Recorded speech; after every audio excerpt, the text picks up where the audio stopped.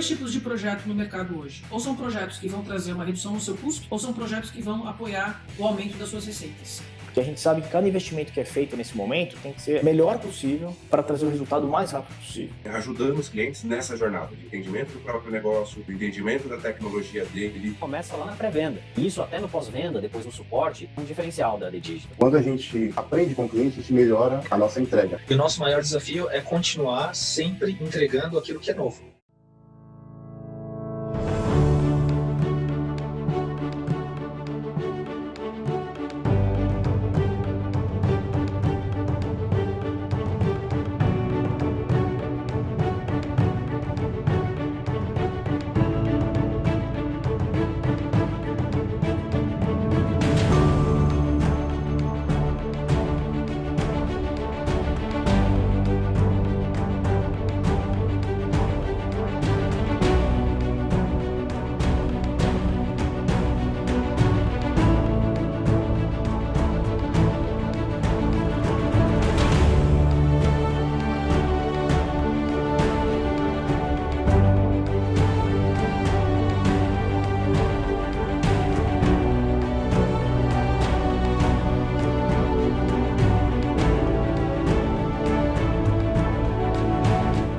Estamos de volta com o SET Experience Live e hoje nós temos um convidado especial para o nosso Keynote Speaker, que eu vou fazer aqui um suspense e vou deixar para o Daniel apresentá-lo. Daniel, é com você. Está sendo um dia fantástico hoje aqui e para fechar esse dia focado em inovação, teremos conosco aqui o professor Flávio Pfefferman. O professor Flávio, que é brasileiro, e ele é professor adjunto da Escola de Business da Universidade de Berkeley, na Califórnia, que é uma das principais fontes de conhecimento para o Vale do Silício, também fonte de talentos, né, que alimenta o ecossistema de tecnologia, de empreendedorismo do Vale. E o professor Flávio vai compartilhar com a gente aqui sobre o ecossistema de inovação, né, do Silicon Valley, sobre a evolução recente do ecossistema de inovação aqui no Brasil e também sobre o programa de Lean Startup de Berkeley, que é uma metodologia utilizada tanto para startups quanto para empresas maduras. Então, professor, seja bem-vindo aqui ao SET Experience. Muito obrigado, Daniel. Vocês estão me ouvindo bem? Perfeito. Então, é um prazer participar do evento. Aqui eu conheço o Daniel já há alguns anos pela nossa colaboração com a TV Globo. Nós já recebemos a TV Globo aqui em Berkeley em algumas ocasiões. Tivemos o grande prazer de visitar a Globo com meus alunos, conhecer um pouco sobre o trabalho de inovação da empresa, e é ótimo poder participar aqui. Deixa eu iniciar aqui a apresentação, só para a gente checar se está... um instantinho.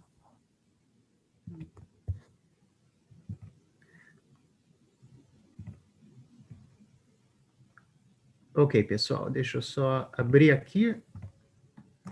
Estão vendo aqui, Daniel? Tá certo? Sim. Excelente. Então, a apresentação vai ser em português, que para mim é uma novidade, que geralmente eu faço as minhas apresentações em inglês. Aqui eu moro nos Estados Unidos há 37 anos, então é sempre bom praticar um pouquinho o português. Então, eu fiz uma apresentação especial, toda em português, aqui para o público presente. Então, vamos falar um pouco sobre esses temas, né? Então, a ideia é de aproximar um pouquinho o Brasil da nossa experiência com o Vale do Silício. E, como o Daniel colocou, nós temos 3 tópicos na agenda. Eu vou falar um pouquinho sobre a universidade, para contextualizar. Depois, um pouco sobre ecossistemas de inovação, com base num livro que foi publicado por uma equipe aqui de Berkeley, e sobre a evolução recente do ecossistema no Brasil, que eu acho que é relevante para o setor de mídia, internet, etc. E, finalmente, falar um pouquinho do Lean Startup, que é o programa que nós desenvolvemos há muito tempo aqui em Berkeley. Fizemos esse programa no Brasil, e é um programa que é interessante porque ele se aplica não só a startups, mas também à inovação empresarial. E eu vou aproveitar e apresentar alguns estudos de caso rápidos de projetos que nós fizemos com empresas. Então, Para quem ainda não conhece, aqui é uma foto de Berkeley, alguns de vocês já tiveram a oportunidade de visitar mais algumas fotos. Aqui é um campus maravilhoso, eu espero que tenhamos no futuro a oportunidade de receber os participantes do evento. Sobre a universidade, alguns pontos rápidos. É uma universidade pública que funciona muito bem, obviamente. É o ranking mundial número 1 entre as universidades públicas e o ranking 4º no geral de todas as universidades mundiais, com base numa pesquisa do US News and World Report. Nós somos líderes principalmente em programas de pós-graduação e pesquisa, e com vários prêmios Nobel, inclusive a Jennifer Doudna, que recebeu o prêmio recentemente. E a grande vantagem de receber o prêmio Nobel aqui em Berkeley é que o professor ganha uma vaga especial no centro do campus. Isso vale mais do que qualquer coisa, que não é fácil estacionar. E, finalmente, nós estamos inseridos aqui no ecossistema, que é o maior ecossistema de alta tecnologia do mundo, e então temos uma interação muito forte com esse ecossistema, colaborações com empresas, toda a nossa rede de ex-alunos, muitos deles trabalham em venture capital ou são fundadores de empresas, então nós mantemos esses laços estreitos com o ecossistema. E dentro do campus nós temos alguns polos diferentes de inovação. Eu ensino na Escola de Administração, que é a Haas. Nós também temos vários programas de inovação, empreendedorismo dentro do departamento de engenharia, e temos a aceleradora Skydeck. Então, são esses 3 principais polos, mas se você for ver, eu acho que deve ter algum programa e curso de inovação em todas as áreas da universidade. Se você for no departamento de História, vai ter alguma coisa relacionada à inovação. Em literatura, vai ter alguma coisa de inovação literária. Enfim, exagerando um pouco, brincando um pouco, mas essa cultura de inovação ela está inserida em todo o campus, não só nas áreas de administração e engenharia, mas nos departamentos de ciência e em outras áreas. Falando, então, um pouco sobre o Haas, a Escola de Administração onde eu ensino, nós somos ranqueados número 7 mundialmente pelo Economist em 2019. Nós temos esse enfoque em empreendedorismo, tecnologia e inovação. Lançamos competições de novos negócios conhecidas como Launch e a competição de negócios sociais. E é o local de criação do Lean Startup, com o professor Blank e com outros, do qual nós vamos falar um pouco durante a palestra. Aqui são alguns dos nossos programas. Nós temos programas de graduação, vários mestrados MBA, de formatos diferentes, um mestrado em engenharia financeira, doutorado, e também programas de educação executiva, são cursos de curta duração e programas customizados de inovação para empresas. Então, são várias maneiras de engajamento com a universidade. Uma apresentação minha rápida. Eu ensino há mais de 10 anos, 12 anos, na verdade. Dei alguns cursos diferentes de negócios em países emergentes, negócios internacionais, um curso sobre Brasil e o curso Lean Startup. Algumas publicações recentes, um livro sobre áreas de inovação, fiz uma contribuição a um livro editado por um professor de Berkeley, e um livro sobre banda larga no Brasil, que teve um impacto importante no desenvolvimento do ecossistema de inovação. Algumas outras atividades, destacando o meu envolvimento no programa Lean Startup de Berkeley no Brasil. Vamos falar um pouco sobre isso. Foi uma grande honra, também recebi um prêmio de ensino em 2014, e como eu mencionei, eu moro aqui há muito tempo, fiz minha graduação e pós-graduação aqui na área de São Francisco. Bom, de onde vêm, então, as ideias inovadoras, né? Já que nós pensamos muito em inovação aqui em Berkeley. Aqui é um estudo de 2006 da IBM, de onde vêm as ideias inovadoras. Então, uma grande parte vem dos próprios funcionários da empresa, então é importante envolver os funcionários no processo de inovação. parceiros comerciais, clientes também. Então, cliente, é importante envolver o cliente para entender as necessidades, e outras fontes de inovação, tanto inovação aberta como inovação interna. Eu vou só destacar também que, em último lugar aqui no ranking, vem a academia. Então, tudo que nós falarmos, não levem muito a sério. Brincando, obviamente, e mencionando que esse estudo é de 2006, e 2006 até hoje, eu acho que a contribuição do mundo acadêmico, especialmente de Berkeley e de outras escolas de administração, é maior, com metodologias muito mais práticas utilizadas no mundo dos negócios. Então, aqui em Berkeley, nós temos o David Acker, que é um papa na área de branding, o Chesbrough, que que iniciou essa revolução de inovação aberta, o professor Thies, de capacidades dinâmicas, alguns professores que estudam ecossistemas de inovação, como Jerry Engel, que publicou aquele livro, e o Lean Startup, Steve Blank. Então, apesar de 2006 nós estarmos em último lugar naquele ranking de fontes de inovação, eu acho que nos últimos 15 anos o papel das escolas de administração e das universidades tem sido mais importante. Então, vou pular esse slide aqui, que resume um pouco o que eu estava falando, e entrar diretamente nessa visão geral de ecossistemas de inovação. Aqui é um desenho de Silicon Valley e de tudo que existe, e hoje em dia, muito mais ainda, né? Eu cheguei aqui em 1984, então, desde 84 até hoje, eu tenho visto muitas mudanças no ecossistema aqui de Silicon Valley. Então, cheguei no ano de lançamento do Mac, né, que foi uma revolução na época.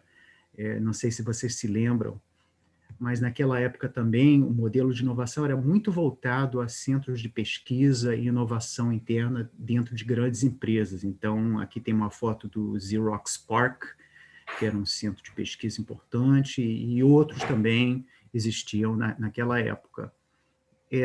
Aqui existiam relativamente poucas empresas de venture capital, e as que existiam tinham um enfoque maior na Califórnia.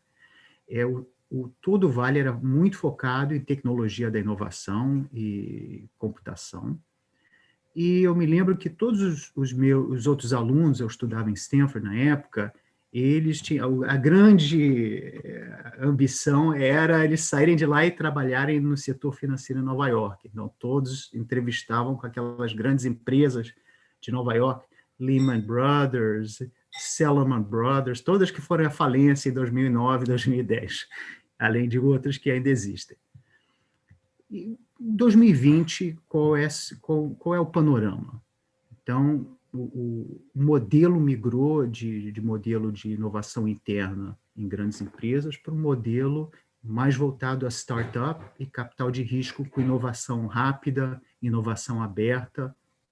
Outra mudança é a diversificação industrial. Então, hoje, o Silicon Valley era muito voltado à tecnologia de informação, e hoje aqui existe de tudo. Carros são fabricados aqui, setor de biotecnologia é importante, energia renovável, setor de hambúrgueres é importante aqui, então carne artificial, food tech, e várias coisas. Então, houve uma grande diversificação do ecossistema. E hoje em dia, são os alunos de Harvard que querem vir trabalhar aqui, como o nosso amigo, meu vizinho aqui, o Zuckerberg, tem uma casa a 2 quarteirões daqui que veio de lá para cá.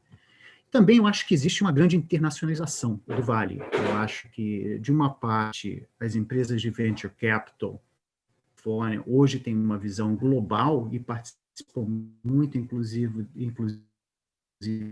do Brasil, e empresas elas também procuram o engajamento aqui com Silicon Valley. Então, nós temos empresas do Brasil, como a TOR, que tem um centro de inovação aqui. Então, toda essa experiência sobre Silicon Valley, ela foi assim, nesse livro, Global Clusters of Innovation, foi publicado em 2005 e que eu contribuí um capítulo. E o Jerry procura justamente explicar a lógica da evolução dessas novas áreas de crescimento econômico rápido e inovação. Existia uma lógica antiga, que é a lógica de clusters, do professor Michael Porter, de Harvard, que falava dessas áreas de inovação e de crescimento rápido, que eram muito especializadas em indústrias específicas. Então, essa visão tradicional, em que cada região especializava em um tipo de atividade, biotecnologia, ou TI, ou móveis para o lar, tapetes, equipamentos de golfe e tudo mais. Então, essa era a lógica que dava muito. Mas essa lógica, o professor Engel argumentou, não explica porque hoje nós temos tanta diversidade de indústrias aqui em Silicon Valley e também a gente percebe isso acontecendo no Brasil. No Silicon Valley nós temos não só TI, mas todas essas outras indústrias. Então, o livro do Jerry propõe essa ideia, que Silicon Valley e outras áreas de inovação não são tão focadas mais numa visão setorial ou industrial, envolvendo um setor específico como TIC, ciências da vida ou mídia, e instituições e infraestrutura que apoiam especificamente aquele setor. O que existe hoje é uma visão de clusters de inovação. Então, é uma região em que o importante não é aquela indústria específica, mas o importante são todos os mecanismos para a criação rápida de novos negócios, a criação rápida de novos setores, às vezes, inovação rápida, distribuição criativa, e, portanto, as instituições importantes não são tanto aquelas instituições setoriais, para o setor de ciências ou de TIC, mas são instituições voltadas justamente para a inovação. Então, são venture capital, aceleradoras, hubs de inovação, as empresas grandes que participam com inovação aberta, os provedores de serviços especializados, etc. Então, essa aqui é a visão do Jerry Engel, e que foi proposta no livro, sobre os clusters de inovação. E nós estamos atualizando agora esse livro, um livro que saiu em 2005, e vamos ter uma nova edição em 2021, no final do ano, evoluindo com esse conceito e com novos estudos de caso, inclusive um estudo que eu estou elaborando sobre a evolução recente no Brasil. E aqui são algumas características, então, de processos ou culturais dessas novas áreas de inovação, processos acelerados de empreendedorismo, mobilidade de recursos, inovação aberta, alinhamento de interesses, uma perspectiva global cada vez mais importante e laços com outras áreas de inovação. Então, esses são pontos que vocês podem ler em mais detalhes no livro. Então, o livro também inclui vários estudos de caso sobre clusters de inovação em outros países. Então, aqui o exemplo de Tel Aviv, onde você tem uma densidade incrível de instituições voltadas à inovação. Israel era um mercado pequeno, com poucos recursos, e que apostou justamente no desenvolvimento econômico com base em tecnologia, e que hoje é um dos maiores ecossistemas fora dos Estados Unidos e fortemente integrado com o Vale do Silício. Cada região tem a sua história, seu modelo diferente. Em Munique, em Alemanha, é uma região de inovação muito forte também, um outro estudo de caso incluído no livro, em que a inovação é muito mais baseada nas grandes empresas situadas ali na área, mas que eles tinham um problema, que apesar da inovação dessas grandes empresas, não havia uma geração boa de novas startups. Então, era um problema para a inovação futura. Então, a resposta ali foi criar centros de empreendedorismo nas grandes universidades, com novos cursos, e também para facilitar a integração entre as grandes empresas e startups. Então, é um outro modelo de cluster de inovação, de área de inovação, discutido no livro. E o livro também inclui um capítulo sobre o Porto Digital, em Recife, que eu escrevi também falando do contexto específico. Então, agora falamos um pouco sobre essas áreas de inovação que são cada vez mais importantes. Então, o que tem acontecido no Brasil nos últimos anos, de um modo geral, além do Porto Digital? O Brasil, como todos nós sabemos, sempre vive esses ciclos econômicos, né? Então, nós já estamos acostumados com isso. Então, temos períodos de euforia, como em 2009, quando fomos capa do Economist, depois períodos de crise, o mais recente começou em 2014, final de 2013, e continua até hoje, e períodos de esperança, né? Nós sempre temos esperança de novos períodos de crescimento econômico e prosperidade. E quem sabe, futuramente, nós vamos voltar a um período mais próspero. E o que é interessante é que, apesar desses altos e baixos, o ecossistema de inovação do Brasil cresceu muito rapidamente. Aqui tem um slide do nosso parceiro Redpoint Ventures, que é uma empresa de venture capital no Brasil, mostrando um pouco essa evolução do ecossistema. Aqui é o que existia em 2005, praticamente nada. Aqui, 2010, você vê já uma evolução do ecossistema, de comunidades, de algumas aceleradoras aparecendo, um maior número de empresas de venture capital, etc. 2015, uma densidade já muito maior no setor.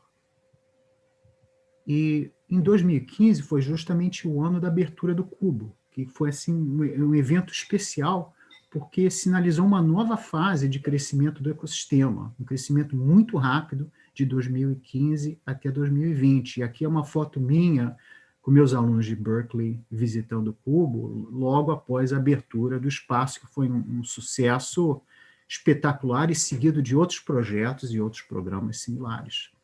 Aqui uma foto do Cubo, por favor, não dê comida para o unicórnio, né? Que era, naquela época, 2005, era um pouco otimista você colocar isso ali.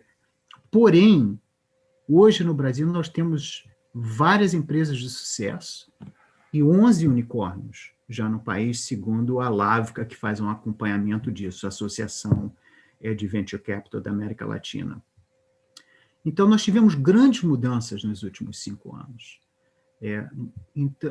Mudança na escala, na experiência e no profissionalismo do setor, um grande número de startups de sucesso e unicórnios, mais capital em todos os estágios do investimento, com novos investidores, anjos, empresas, venture capital nacional e internacional. Então, foi realmente uma grande mudança nos últimos anos. E vocês veem aqui esse gráfico que eu elaborei para o capítulo novo que eu estou escrevendo, que durante os anos de expansão econômica do Brasil, de 2002 a 2011, 12, você tinha, essas barras mostram crescimento econômico e a linha é o volume de negócios de venture capital. Então, durante a expansão econômica, nós tínhamos um volume muito pequeno de movimento em venture capital, startups, tecnologia, e houve uma explosão nos últimos 5 anos, justamente durante o período de crise econômica e política, onde o crescimento, você vê aquelas barras vão baixando, e, ao mesmo tempo, um arranque espetacular do ecossistema, com base em vários indicadores, número de negócios concretizados, quantidade de capital, etc. Então, e continua, apesar da pandemia. Eu estava fazendo uma compilação de 2020, ainda não está pronta, mas houve pouquíssima mudança em termos de volume de negócios, de venture capital e de startups. Então, apesar da pandemia, continua. Então, impressionante como nós tivemos esse crescimento, apesar de todas as dificuldades dos últimos 5 anos. Então, quais foram as razões disso, né? Já que passamos por 2 recessões, situação política complicada, etc. Eu acho que houveram 3 fatores chaves por esse arranque, por esse take-off. Primeiro foram tendências tecnológicas importantes, a adoção de mobile, cloud, que reduz muito o custo de TI para as empresas, banda larga, conforme o livro que nós escrevemos, e plataformas que facilitam transações, marketing, pagamentos, e-commerce e tudo mais. Segundo, eu acho que tão importante ou mais importante, uma evolução das instituições do ecossistema. Então, instituições de financiamento, o surgimento de uma grande quantidade de aceleradoras muito bem administradas e hubs de inovação, participação de grandes empresas no ecossistema. Nós temos aqui o Daniel Monteiro, da Globo, que conhece muito bem isso. A Globo tem um fundo de investimentos agora. Então, e o terceiro fator que eu acho importante é uma mudança cultural. São vários tipos de mudanças culturais, na verdade. Primeiro, que o empreendedorismo passou a ser visto como uma carreira viável, como uma carreira até de prestígio. Nós temos hoje em dia modelos não só nos Estados Unidos, como no Brasil. Várias empresas, Nubank, Movile, iFoods, eBanks, Arco Educação, etc. Vários casos de sucesso, Creditas. E também houve uma mudança cultural, acho, nas empresas, onde existe uma prioridade de inovar e uma aceitação muito maior da inovação aberta. Então, portanto, as empresas participam muito mais no ecossistema. Então, um pouco daquela história de Bunic que nós estávamos falando antes, né? Uma aproximação maior das empresas com o ecossistema de inovação. Então, esses são os 3 fatores chaves, ao meu ver, e outros que imagino que vocês também possam contribuir com outras ideias. Vamos falar um pouquinho, alguns slides sobre esse segundo ponto, que é a evolução das instituições do ecossistema. Então, alguns dados da minha pesquisa atual, preliminares, sobre a evolução das instituições. Então, aqui, uma lista parcial dos principais empresas de venture capital no Brasil, e vocês veem que muitas delas já existiam desde 2005, né? Algumas delas, digamos, mas realmente houve uma explosão entre 2002, 12, 13, 14 e 15, e com um número muito maior atuando hoje do que nós tínhamos em 2005, 2010 ou até 2015, tanto em empresas brasileiras dedicadas ao setor, como algumas empresas internacionais, mas com uma dedicação contínua ao Brasil. Então, isso foi uma grande evolução. Então, a quantidade de capital que entrou no país também foi muito grande nos últimos 5 anos. Segundo, outro tipo de instituições aceleradoras e hubs de inovação. Vocês veem aqui no gráfico que elas também começaram a atuar de forma muito mais forte por volta de 2015, um pouco depois de Venture Capital, na verdade, mas hoje existem aceleradoras e espaços, um número muito maior de aceleradoras e espaços de inovação. Cubo, Distrito, a ACE, a Wyra, e várias outras, e algumas bem recentes, incluindo aceleradoras corporativas, como a Neo Acelera, da Neoquímica, a aceleradora também do Porto Seguro, e outras mais. E a própria Wyra, que é uma aceleradora da Telefônica. Mas, então, esse é um segundo pilar, instituições importantes para o ecossistema. E vocês veem aqui esse ponto que eu estava colocando, que Venture Capital entrou um pouco antes no Brasil do que as aceleradoras e os hubs de inovação. Então, durante um período, tinha muito dinheiro correndo atrás de boas empresas, e não existiam uma quantidade suficiente de boas empresas, boas startups para serem investidas.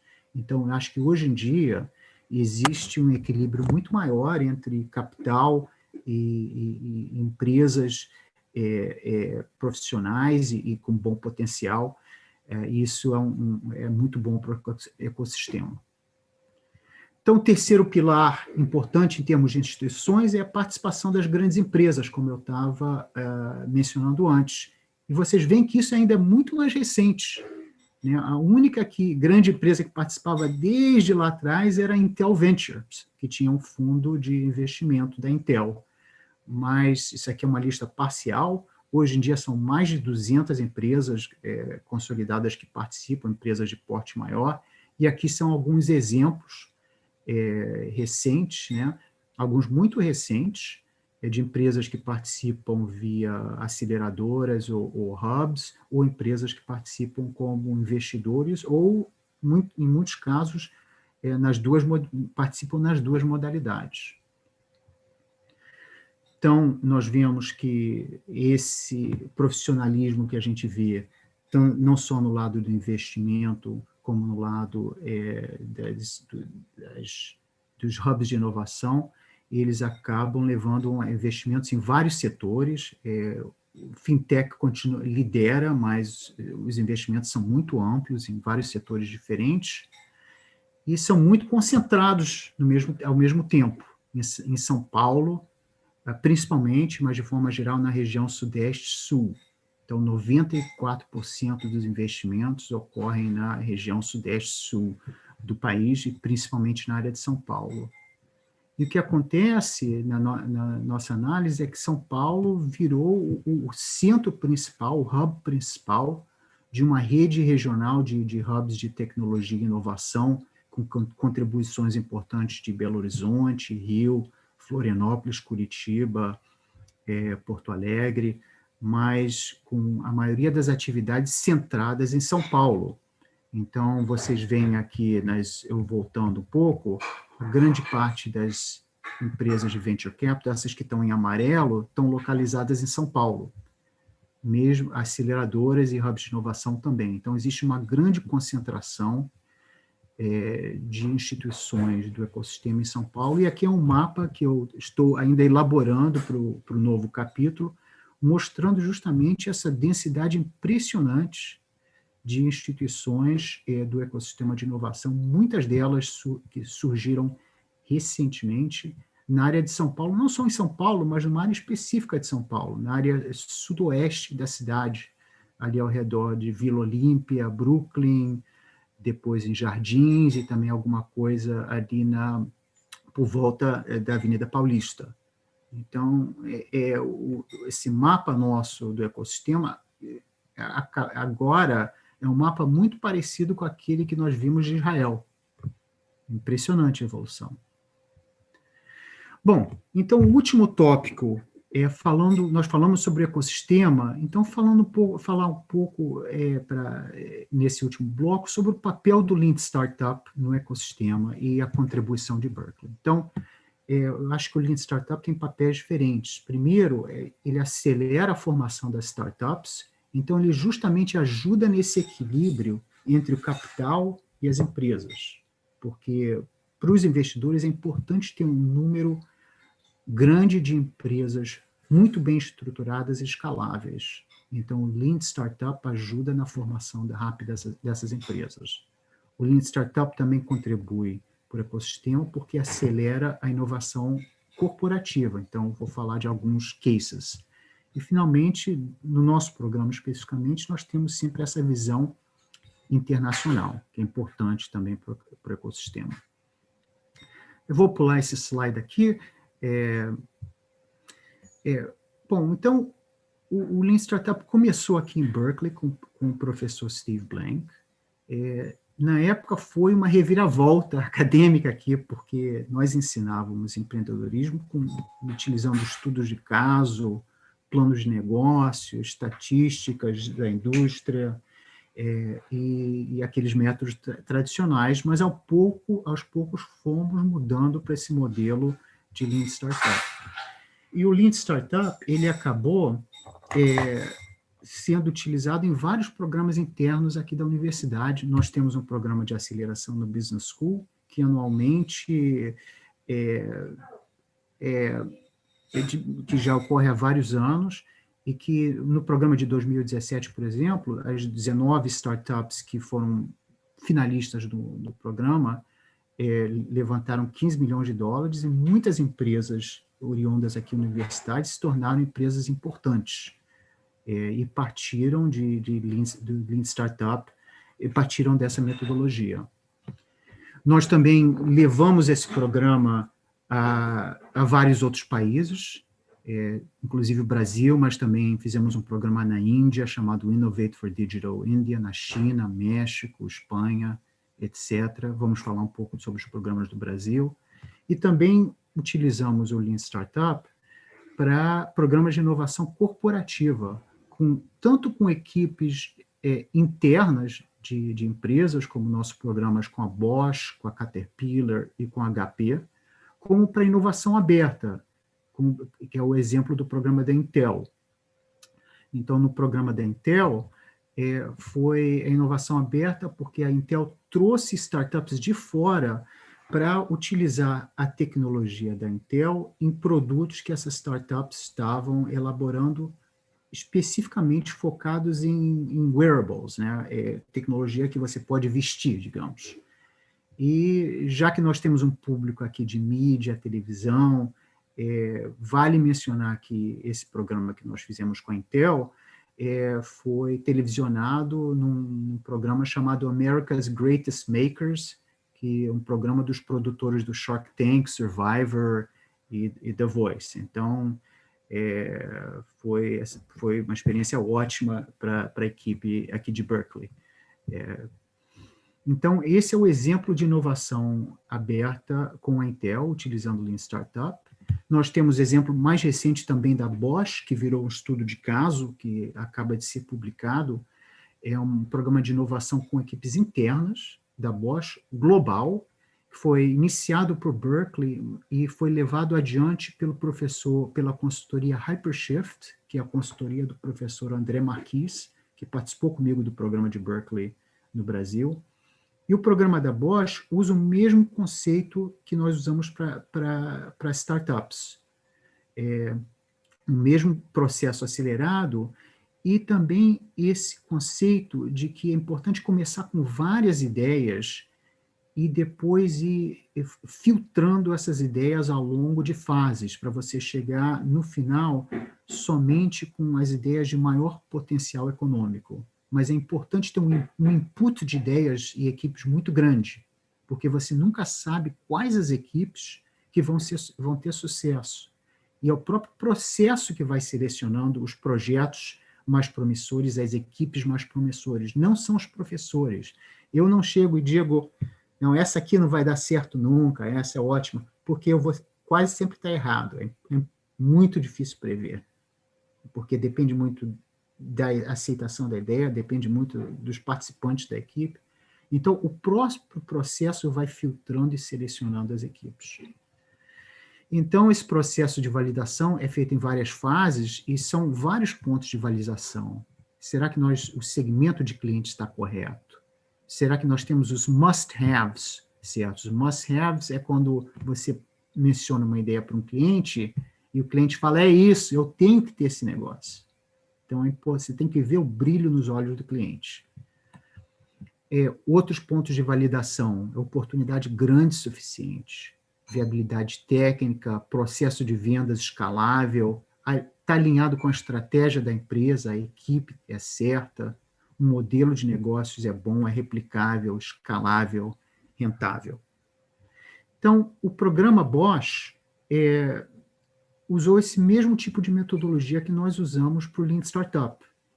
E aqui alguns resultados. Então, o principal é acelerar a inovação, para levar as ideias, para avaliar um número maior de ideias e levar essas ideias ao mercado mais rapidamente. Então, eles passaram de 10 a 200 equipes globais trabalhando em ideias de inovação e que realizaram mais de 20 mil entrevistas com clientes. Redução do tempo de comercialização em 3 vezes, com base nessa metodologia, com ganhos de eficiência, uma economia muito grande em termos de investimentos tradicionais de inovação, e esse é um programa global administrado somente por 4 pessoas, para você ver como é um programa também escalável. E esse programa contribuiu para uma mudança cultural dentro da Bosch. Existe foi adotada em toda a empresa essa cultura de inovação rápida e cultura também de fail fast, que as próprias equipes sabem que chegam a um ponto que elas próprias decidem sair de uma fase porque elas veem que não tem a ideia deles ou delas não teve tração com clientes, com o mercado. Então, isso é uma transformação cultural importante. E 97% dos participantes recomendaram a metodologia. Então, são resultados assim concretos que nós vemos tanto nos nossos programas acadêmicos, universidades, equipes de alunos, startups de alunos, mas também em programas empresariais. E o professor Marquis, que é da consultoria Hypershift, ele também tem toda uma infraestrutura tecnológica de acompanhamento de equipes, um software para acompanhar e ajustar o programa, o processo dentro das empresas. Então, voltando ao Brasil, com base nessa experiência com empresas, mas também com startups aqui nos Estados Unidos e outros países, nós resolvemos lançar o programa Lean Startup no Brasil, a nossa pequena contribuição para o ecossistema, que a gente, para treinamento de equipes, mas também para semear isso no ecossistema para que a metodologia pudesse ser replicada. Esse aqui é o nosso programa em Florianópolis, em parceria com a Universidade Estadual de Santa Catarina, a Escola de Administração UDESC e ESAG, sala cheia, várias equipes excelentes, nós tivemos 20 startups, 5 equipes empresariais, então foi interessante, nós tivemos grandes empresas que participaram do programa com equipes de inovação que estavam prospectando um novo negócio para a empresa, uma nova área, um novo software, um novo campo de atuação. Então, tivemos também participação empresarial, mentores, 5 professores que nós treinamos que até hoje replicam os programas, 100 alunos e investidores. Hoje eu recebi uma mensagem do professor Reinaldo, de Santa Catarina, ele disse o seguinte, que o programa, hoje foi uma coincidência, o programa teve um impacto gigantesco, o nosso curso de graduação em administração foi completamente reestruturado e agora os 2 últimos anos são em grande parte voltado para o Lean Startup e estruturação de novos negócios com a metodologia de Berkeley no coração de todo o processo. Então, ficamos muito contentes de ver isso, porque a nossa ideia era justamente de treinar os treinadores para que isso realmente fosse escalável.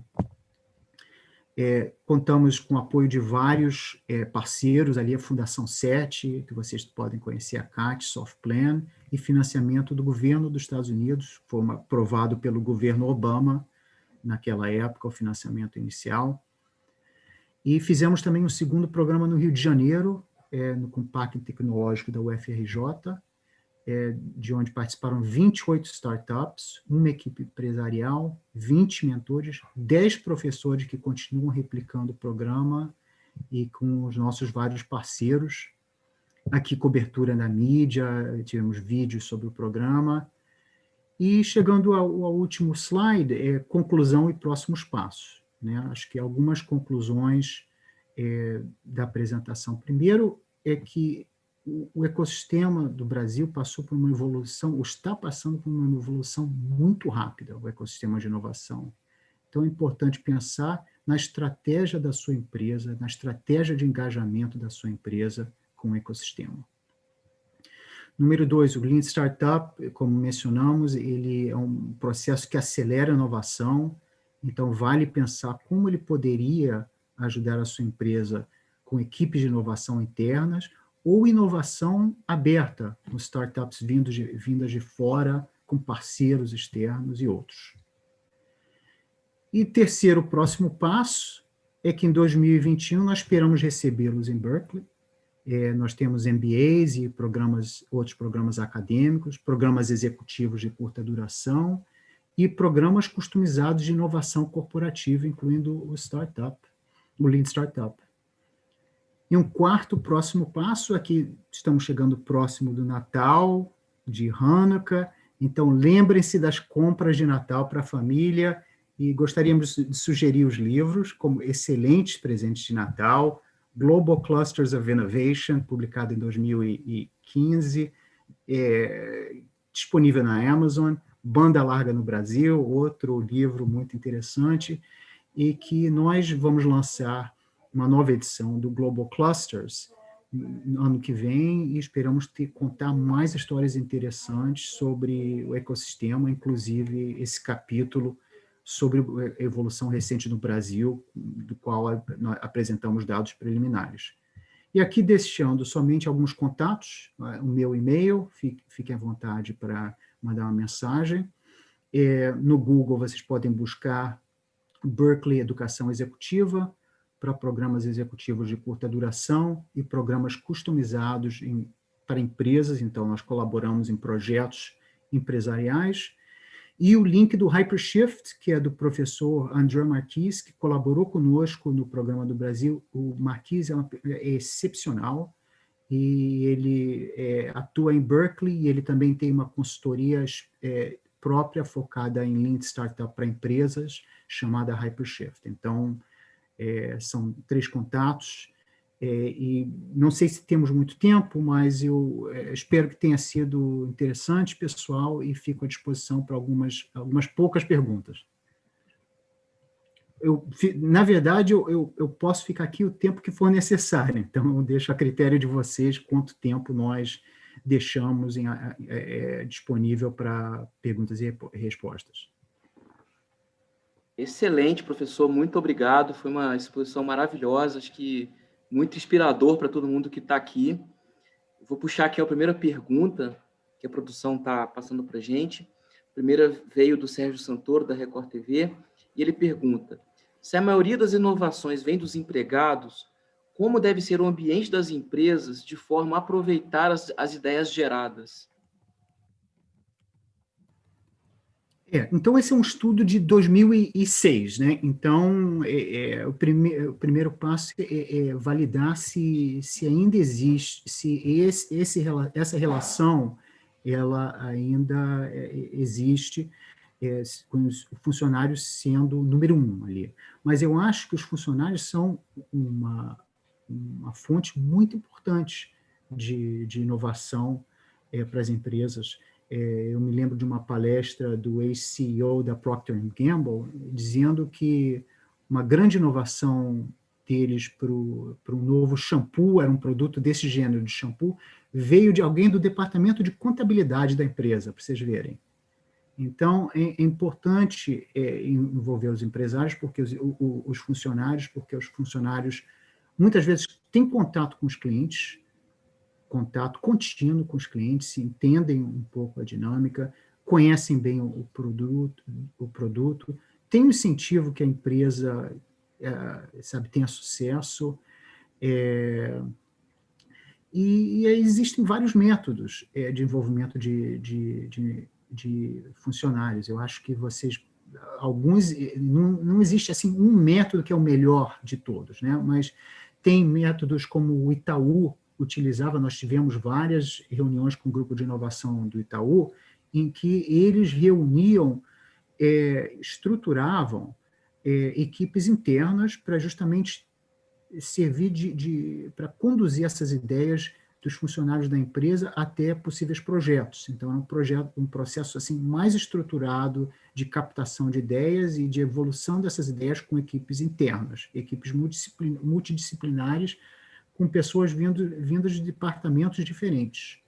Então, esse é um processo muito interessante do Itaú. Pode ser coisas simples como uma diretriz cultural, que os comentários estão sempre bem-vindos e que existem esses fóruns online, offline, para contribuir com comentários. Então, o próprio incentivo à contribuição, acho que é uma parte cultural importante. E aí, o mecanismo, podem ser mecanismos diferentes, caixinha de sugestões, como existia no passado, né, ou uma caixinha de sugestões virtuais, um fórum online. Hoje existem também várias ferramentas como o Slack, que podem ser utilizadas para captar o input, a visão dos funcionários, de parceiros e de outros. Então, assim, existem vários mecanismos. Eu acho que é importante ter essa cultura essa compreensão que o input, a contribuição dos funcionários é importante e que devem, então, procurar mecanismos mais apropriados para captar esse input. Não só de funcionários, mas também, como aquele slide inicial colocou, de clientes, de parceiros da academia. Eu acho que outro exemplo é a Natura. A Natura sempre contribuições dos funcionários, mas ela também busca ideias fora da empresa. Ela tem relacionamentos de inovação aberta com universidades, com outros parceiros. Então, eu acho que as ideias podem vir de todos esses canais, funcionários, de dentro, de fora, clientes, parceiros, e é importante ter um mecanismo para não perder isso, sejam ideias vindas de dentro ou fomentar essa interação para trazer ideias de fora. Tem uma outra aqui na agulha, professor, sobre a relação entre crise econômica e a demanda por inovação nas indústrias, né? E aí, de uma forma geral, está bem ampla. A gente pode também ficar em cima ali do gráfico que foi mostrado durante a apresentação. Certo. Existe esse ser mais criativo nas horas, né, de necessidade, na hora que o caixa está apertando, né, que você tem uma questão que você tem que fazer com menos, ou isso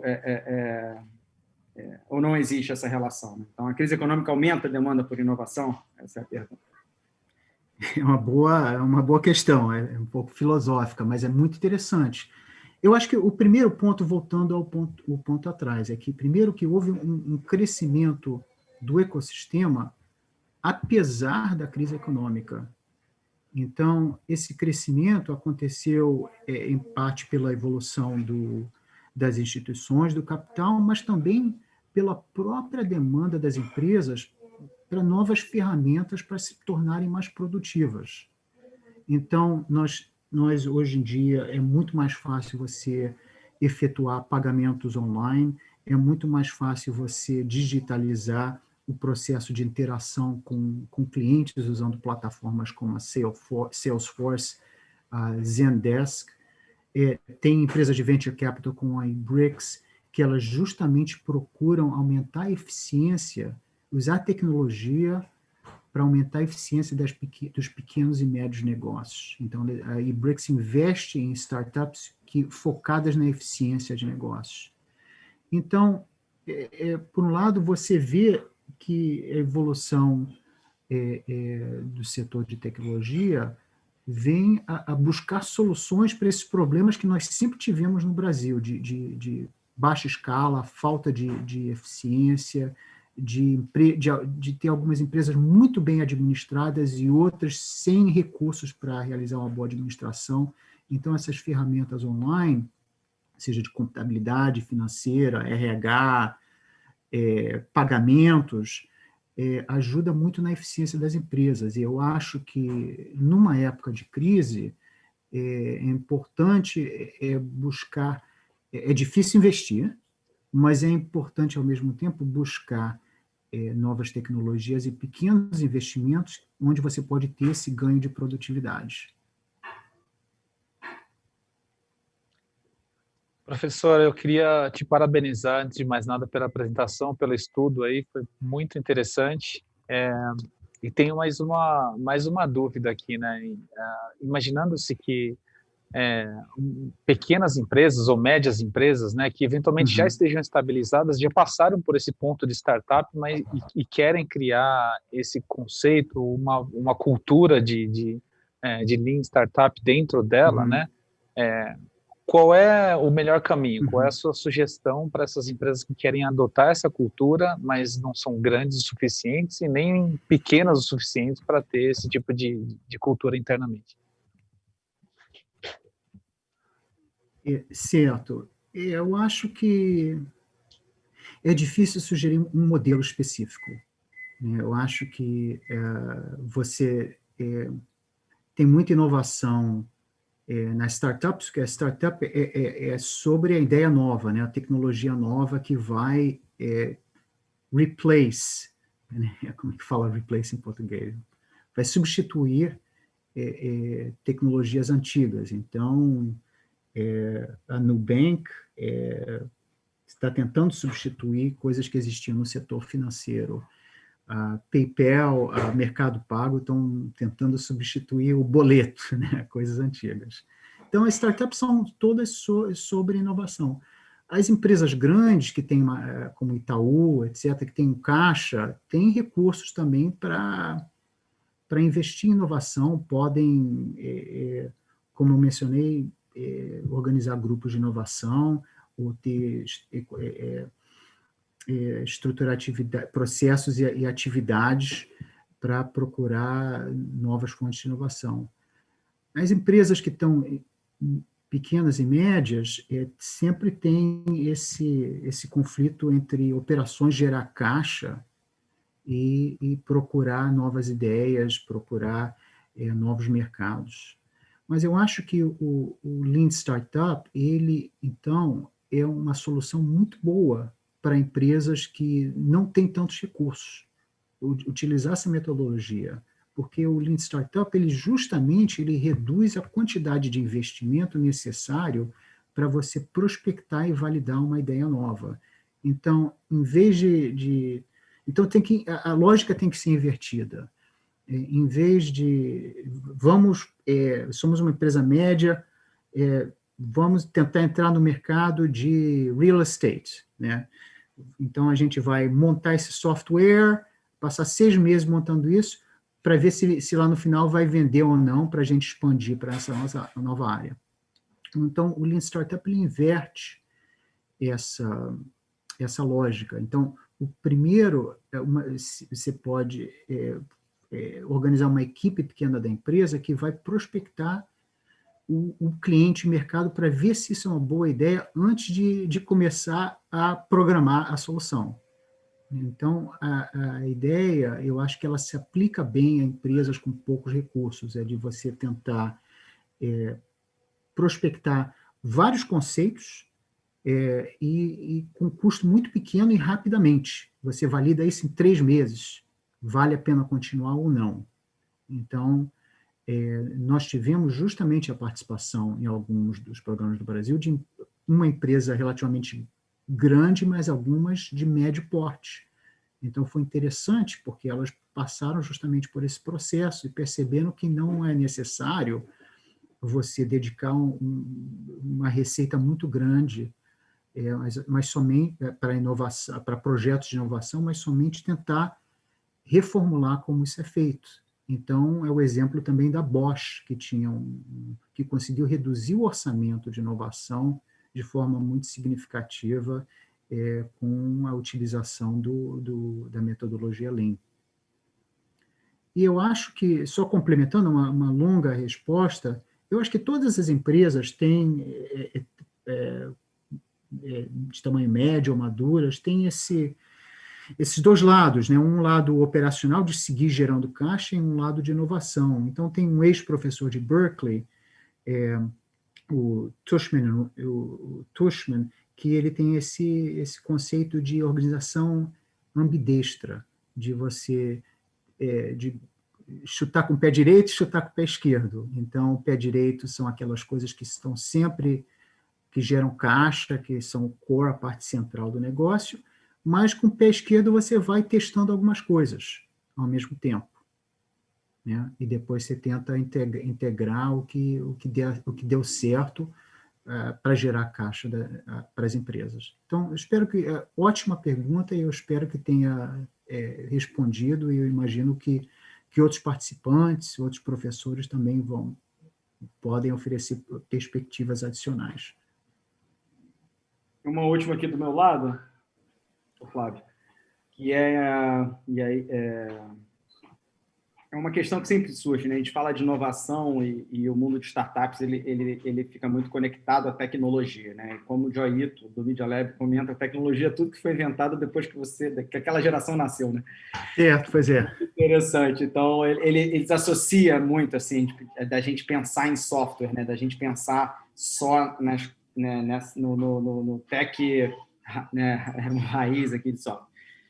Como é que, na sua escola, né, vocês avaliam o poder do business innovation, né? Assim, de você trabalhar num nicho diferente, com as mesmas tecnologias, né? Mas é muito mais no produto, inovação em produto, posicionamento.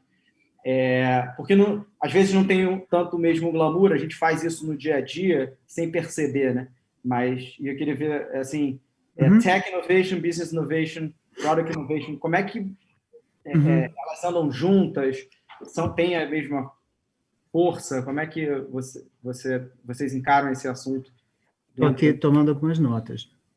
Eu sei que foi ótimo, mas é um pouco nesse sentido de inovação não é só tecnologia, né? A gente tem inovação em produto, inovação em business. Como a gente escala e o que você tem visto aí na indústria, se você puder compartilhar com a gente. Excelente pergunta, Marcelo. Então, eu acho que é importante colocar que existem vários tipos de inovação. Em outra palestra que eu dou, a gente fala um pouco mais sobre isso. Então, você pode ter uma inovação tecnológica que vai substituir um modo de pagamento antigo por um novo. Você pode ter uma inovação no modelo de negócios, vender de uma nova maneira, ou posicionar o produto de nova maneira. Então, tivemos aí algumas... por exemplo, uma revolução de modelos de negócio para um produto convencional. A empresa Hilti, que é uma empresa de ferramentas para construção, ela sacou que um modelo de negócio interessante seria, em vez de vender ferramentas, alugar ferramentas. Então, aí você tem um produto tradicional e um modelo de negócio novo para esse produto. Então, você tem inovação de modelo de negócio, inovação tecnológica, inovação de produto. E inovação pode ser também na própria operação da empresa, ou relacionamento com o cliente, processo de relacionamento com o cliente. Pode ter vários tipos de inovação, todos eles são relevantes. Não é só entrar no novo mercado, lançar um novo produto, todos eles são relevantes. Eu acho que você perguntou, Marcelo, como que a gente pensa sobre isso e o que tem de comum tudo isso? Eu acho que eu vou colocar o que tem de comum tudo isso é o design thinking. Porque o design thinking, ele faz uma parte integral do Lean Startup, de você ter essa interação com o cliente, de perguntar para o cliente, não só, você gosta dessa ideia ou não. Não é assim. Nossa interação com o cliente é perguntar para o cliente como é que é o dia a dia, como que ele soluciona esse tipo de problema no dia a dia. Fala um pouco de como a sua empresa opera, por exemplo. Então, para você entender quais são as necessidades, quais são as lacunas, quais são os must-haves, né? Mesma coisa, e isso é um conceito que vem do Product Innovation. Então, quando nós falamos de Product Innovation aqui, a professora Sarah Beckman, por exemplo, a grande parte do curso dela é sobre esse aspecto de Design Thinking e validação do produto, o desenvolvimento do produto com essa ótica de Design Thinking. Então, eu acho que se você está pensando em operações, como que você vai inovar a operação da sua empresa, tanto a operação interna, os processos internos, como os processos de interação entre a empresa e os clientes. Também passa por um processo de design thinking.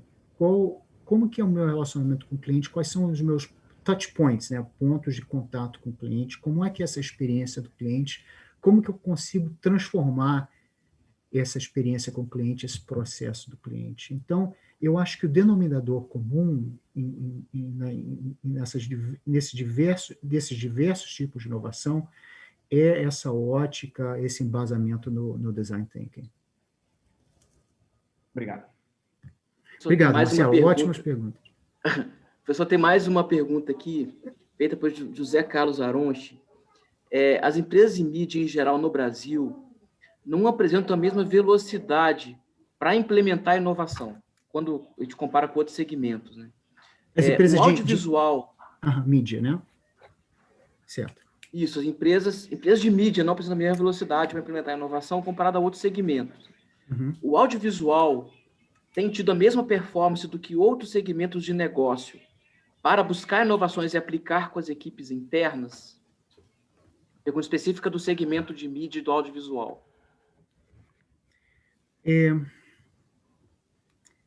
Eu acho que essa é uma pergunta para os especialistas no segmento de mídia e audiovisual, né? Minha experiência é principalmente como telespectador, digamos. Mas eu acho que eu procurei provocar um pouquinho com esses conceitos, né? Esses conceitos de que a inovação pode vir de várias partes dos funcionários, não só dentro da empresa, mas de fora dos clientes. Esse é um conceito, os pontos, as fontes de inovação. O segundo conceito é esse conceito de design thinking.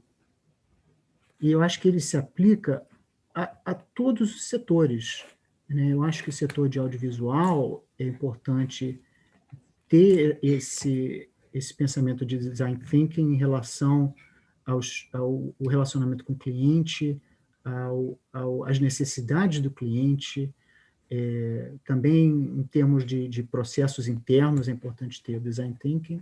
E um terceiro conceito que nós mencionamos é o Lean Startup.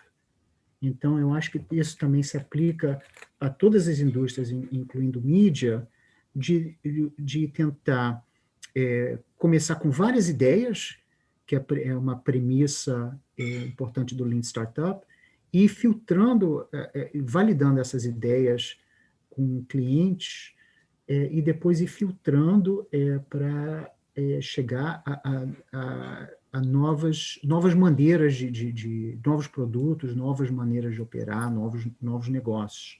Então, eu acho que o Steve Blank, ele conta, eu passei pelo treinamento oficial do Steve Blank em 2015. Eu tive um treinamento intensivo com ele para o Lean Startup, e depois eu participei durante um semestre no curso dele, então aprendi fazendo.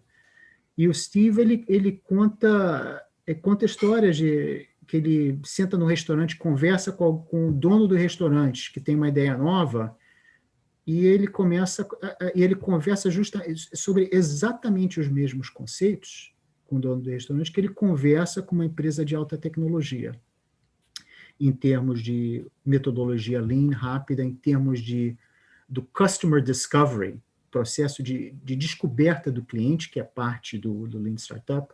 O Lean Startup tem esse pilar que é de Design Thinking e um pilar de Customer Discovery, de entender as necessidades do cliente, entender a motivação do cliente, a experiência do cliente.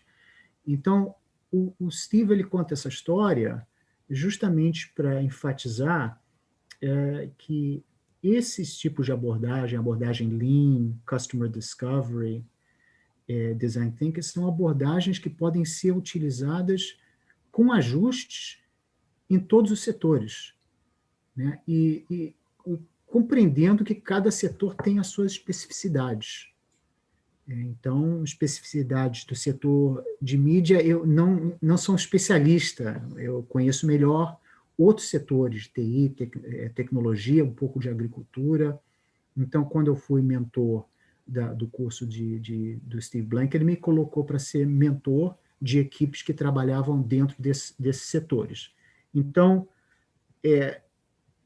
o conhecimento setorial, portanto, é importante também, tentar adaptar essas metodologias, essas ferramentas, mas também com conhecimento da especificidade do setor.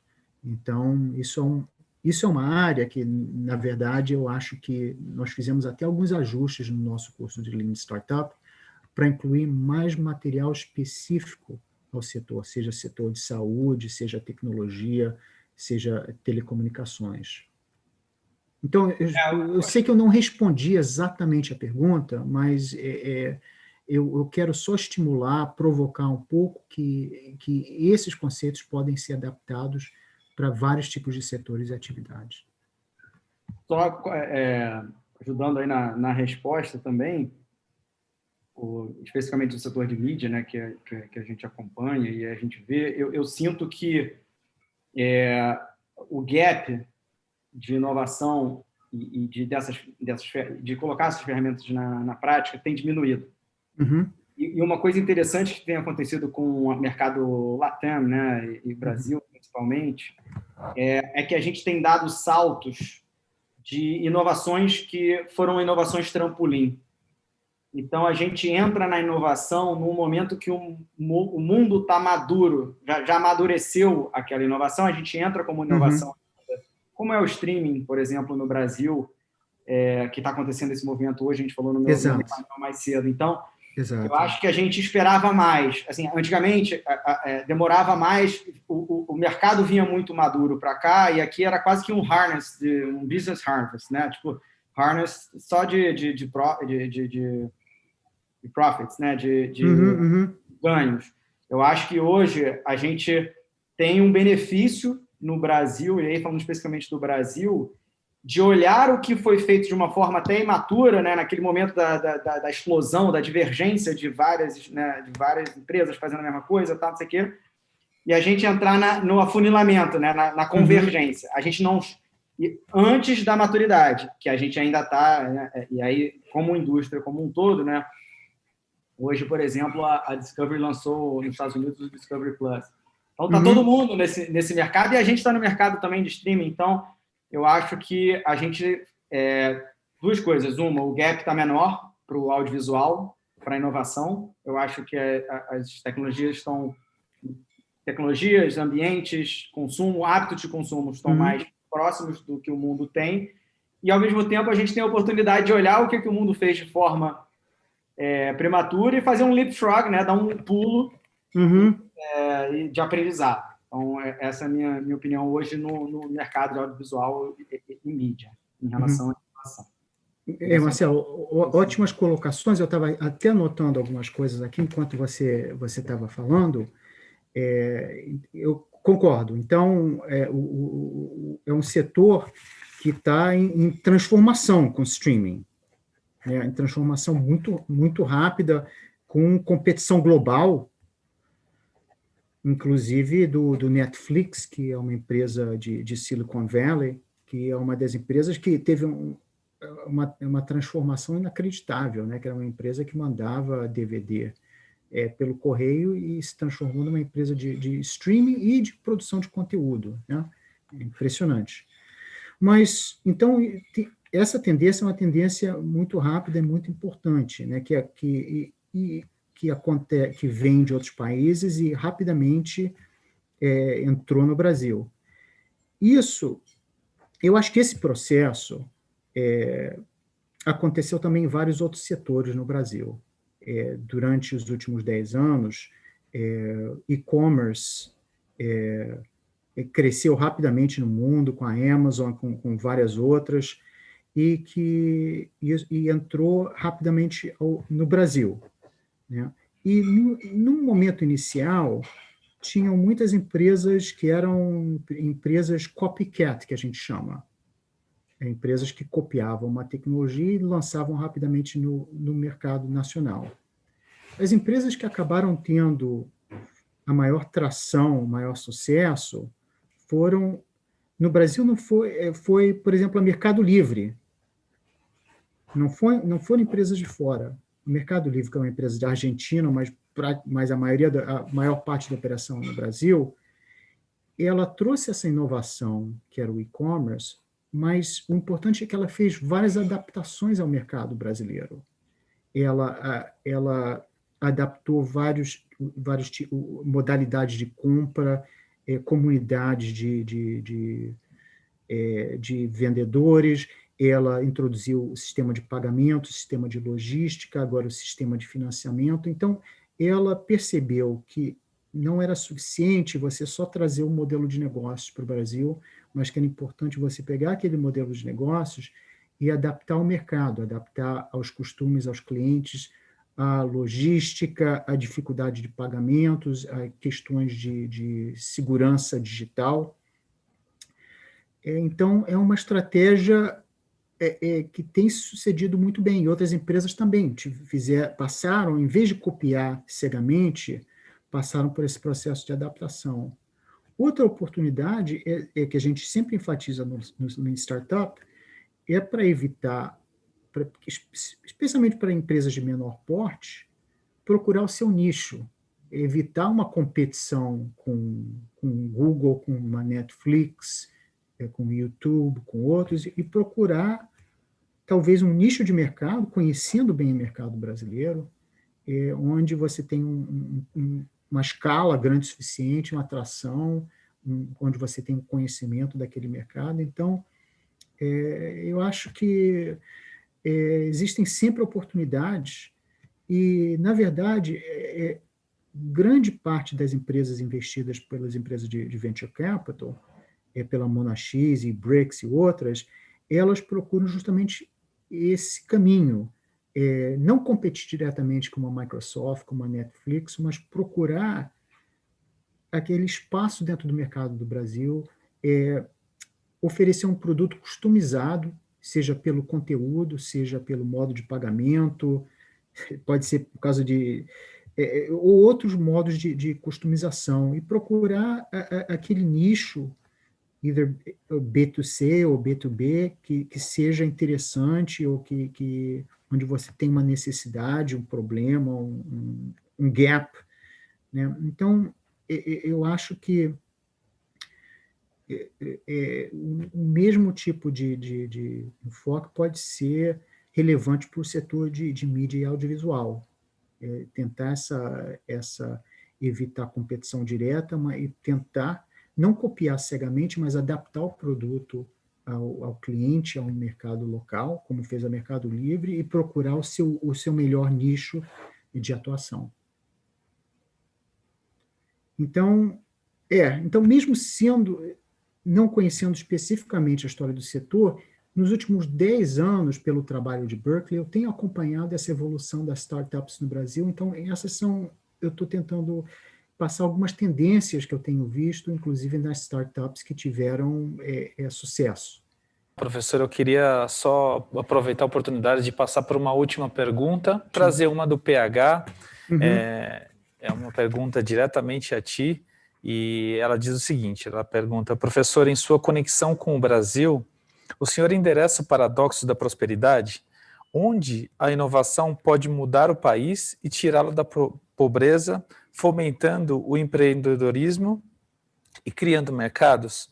Na verdade, a curiosidade é sobre a sua conexão forte com o Brasil, mesmo estando há tanto tempo nos Estados Unidos, com uma carreira de tanto sucesso.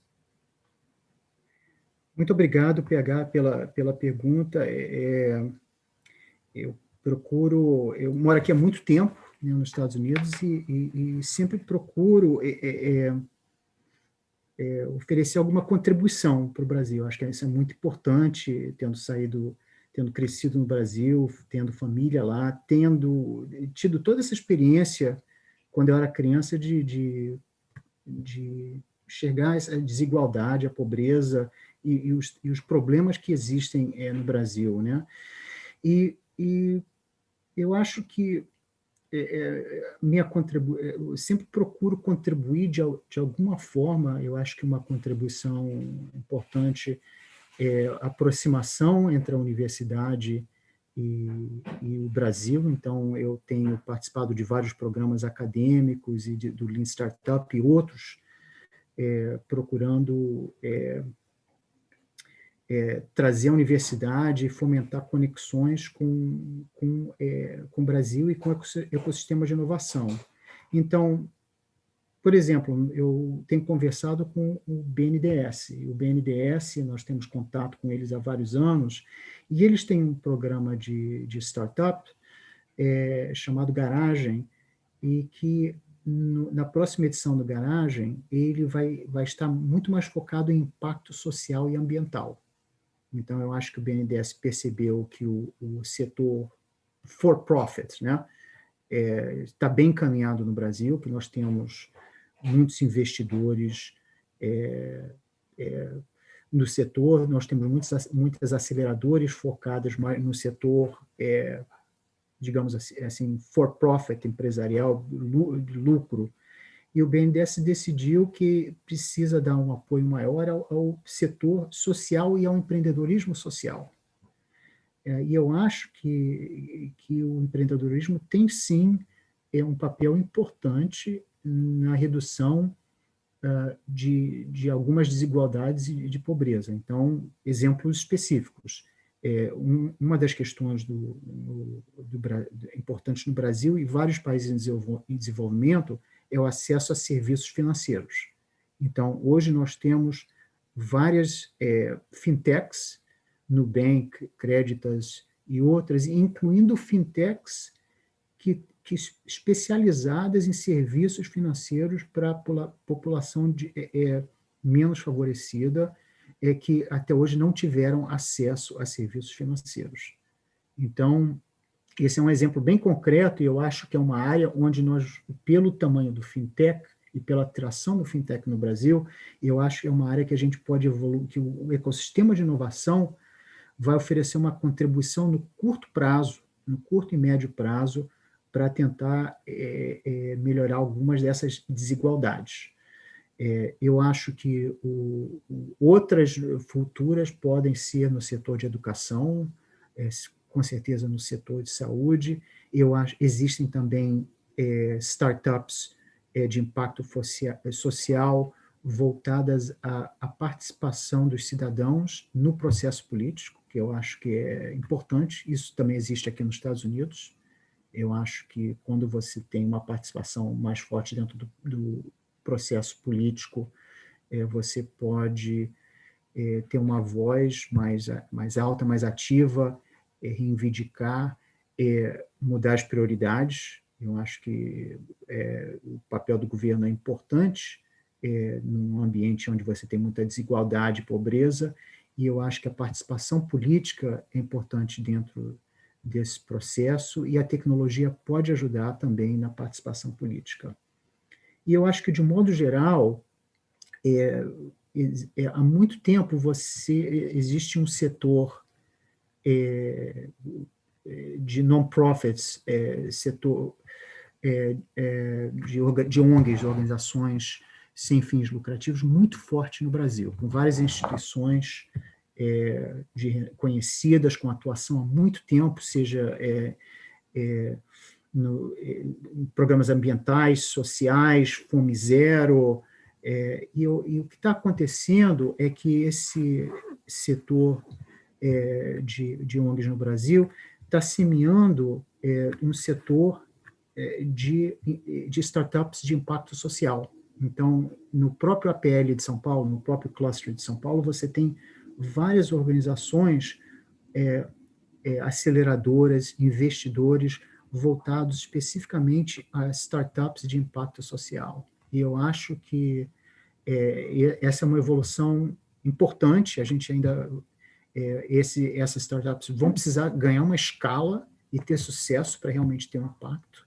Então, eu acho que isso pode sim ajudar a compartilhar um pouco mais a prosperidade do país, combater todos esses problemas que nós temos. E eu acho que as próprias startups com fins de lucro, digamos assim, uma Nubank e outras, também podem ter um impacto positivo no acesso a serviços financeiros, no acesso à educação, acesso à saúde. Então, essa é a nossa esperança. Aqui em Berkeley, só finalizando, eu ensino numa escola de administração, mas é uma escola de administração com uma cultura um pouco diferente. Nós temos vários princípios e um dos princípios é beyond yourself, além de si próprio. Então, esse princípio quer dizer que durante a sua carreira é importante você procurar não só o seu sucesso financeiro, o seu sucesso pessoal, mas também procurar ter um impacto positivo na sua empresa, na sua comunidade, no seu país de origem. Nós temos muitos alunos estrangeiros, e então isso é uma coisa que nós levamos muito a sério em todos os nossos cursos, pensar sobre o impacto dos negócios no ambiente social, ambiental. E para mim, pessoalmente, voltando à pergunta da PH, é muito gratificante, muito importante, tendo crescido no Brasil, conhecendo todos os problemas, poder dar uma contribuição, por menor que seja, com ajuda, com apoio a startups, com a disseminação do nosso programa em diferentes universidades, com a colaboração que nós temos com o BNDES, com outras instituições no Brasil, abrindo canais de comunicação com a universidade, e também participando do evento de hoje, que é mais uma oportunidade de reforçar essa minha conexão pessoal com o Brasil e reforçar essa conexão da Universidade de Berkeley com o Brasil. Excelente, professor. Muito obrigado pelo conteúdo, por tudo que você trouxe para a gente aqui, pelas respostas às perguntas também. Te agradecer no nome da SEST, me agradecer aos colegas aqui, o Hugo, o Marcelo, que a gente dividiu esse dia de hoje, e queria voltar para a Lívia. Muito obrigada pela companhia, pela audiência, e até amanhã.